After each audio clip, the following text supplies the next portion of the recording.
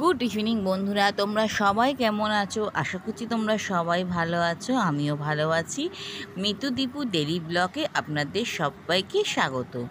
বড়দের প্রণাম জানিয়ে আর ছোটদের অনেক ভালোবাসা জানিয়ে আরও একটা নতুন ব্লগ আমি শুরু করছি। আজ রাতে ডিনারের জন্য বানাচ্ছি আলু স্টাফ, আর এর জন্য আমার লাগছে একটু বড় বড় সাইজের আলু। তো প্রথমে আলুগুলো ছাড়িয়ে আমি জলে রেখে দিচ্ছি, তারপর আলুগুলোকে 2 পিস করে নিয়েছি। আর যে আলুগুলো অসমান ছিল সেগুলোকে আমি একটু সমান করে নিয়েছি পিলারের সাহায্যে। এরপর দেখো, আলুর ভিতরে গর্ত করার জন্য আমি পিলারটা দিয়েই করছি। তোমরা চাইলে চামচ দিয়েও করে নিতে পারো, যার যেটাতে সুবিধা হবে। তো আমার পিলারেই সুবিধা হয়েছে। তো পিলার দিয়ে আমি আলুটাকে একটু গর্ত করে নিচ্ছি, মানে ওর মধ্যে আমি পুরটা যাতে ভরতে পারি তার জন্য। আলুর থেকে যে অংশগুলো বের করছি এগুলো আমি ফেলে দেবো না, এগুলো পুরেই কাজে লাগাবো। তো দেখো, আমার সমস্ত আলু পোড়া হয়ে গেছে, আর এদিকে আমার ওই ভিতরের অংশগুলোও বার করা হয়ে গেছে। সবগুলোকে ধুয়ে নিয়েছি, নিয়ে এবার কড়াই বেশ খানিকটা তেল দিয়ে দিয়েছি। দিয়ে এবার দিয়ে দিয়েছি টমেটোটা একটু ভাজা ভাজা করব। আমি এখানে 2টো টমেটো দিয়েছি, আমার টোটাল হচ্ছে 12 পিস আলু। আর এর মধ্যে দেবো এবার একটু কাজু বাদাম, আর একটু আদা, আর 2-3টে কাঁচা লঙ্কা দিয়ে যেমন ঝাল খাবেন সেরকম বুঝেই দেবেন। একটু নেড়ে চেড়ে নিয়ে ওর মধ্যে একটু নুন দিয়ে দেবো। নুন দিয়ে দিলে টমেটোটা তাড়াতাড়ি নরম হয়ে যাবে তার জন্য।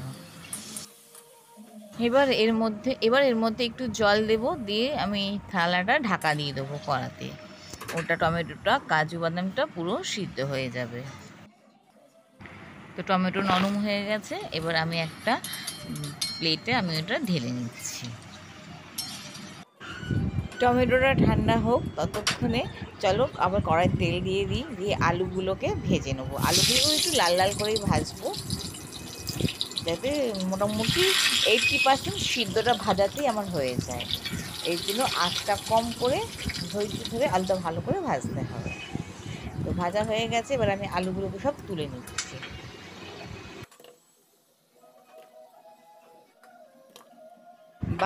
বাকি আলুটাও একইভাবে ভেজে নেব।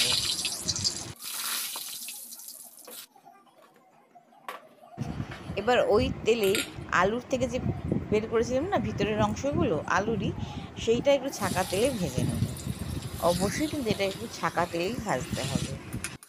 দেখো পুরো লাল মচমচে হয়ে গেছে, গ্যাসটাকে অফ করে দিলাম, দিয়ে এবার আলুগুলোকে তুলে নিচ্ছি।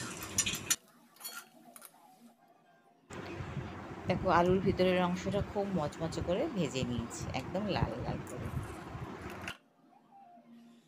এবার আমার পুরের জন্য লাগবে একটু পনির। তো পনিরটা আমি গ্রেটারের সাহায্যে একটু গ্রেট করে নেব। তো এখানটা একটু আমার অন্ধকার হয়েছে, তোমরা প্লিজ কিছু মনে করো না। তো আমার পনিরটা পুরো কোরানো হয়ে গেছে গ্রেটার দিয়ে। এবার আমি সেটাই আলুর সাথে মিশিয়ে দেব। প্রথমে আলুগুলোকে একটু ভেঙে ভেঙে নেব হাতের সাহায্যে, তারপর এর সাথে পনিরটাকে মিশিয়ে দেব। আর এর মধ্যে দেব একটু কাজু কুচি, আর একটু কিশমিশ কুচানো, একটু ক্যাপসিকাম কুচি, আর 2টো কাঁচা লঙ্কা কুচি। এইগুলোকে দিয়ে আবার একটু মিশিয়ে নেব।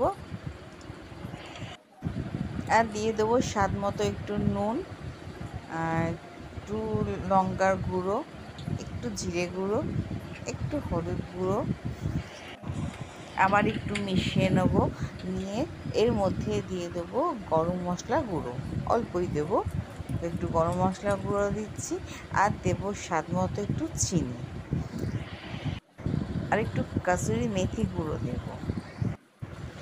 ভালো করে মিশিয়ে নিলেই আমার স্টাফটা রেডি হয়ে যাবে।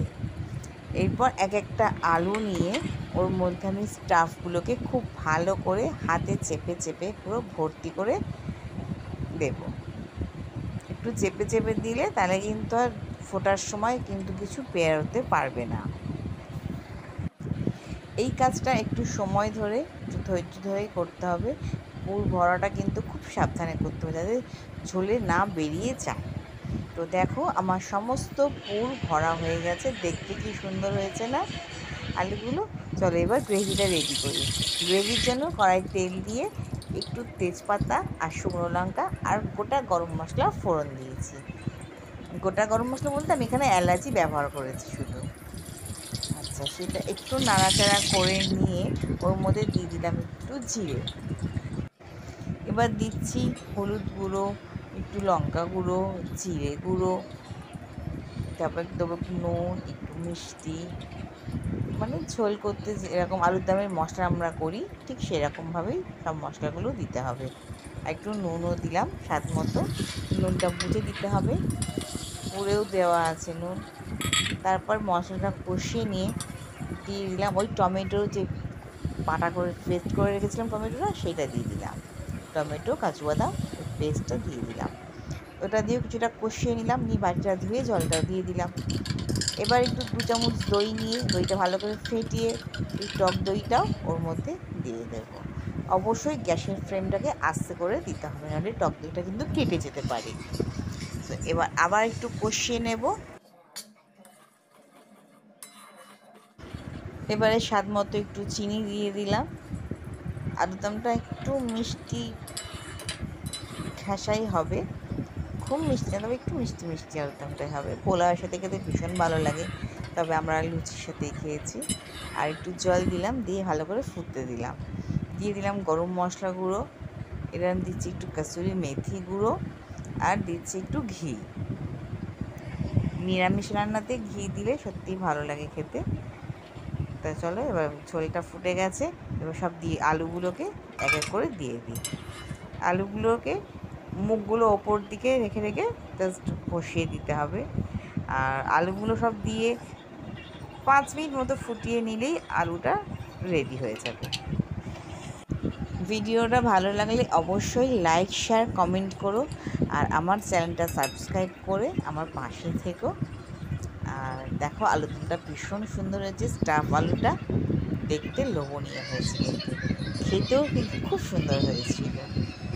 তো ভিডিওটা ভালো লাগলে অবশ্যই একটা লাইক করে দিও। Thanks for watching.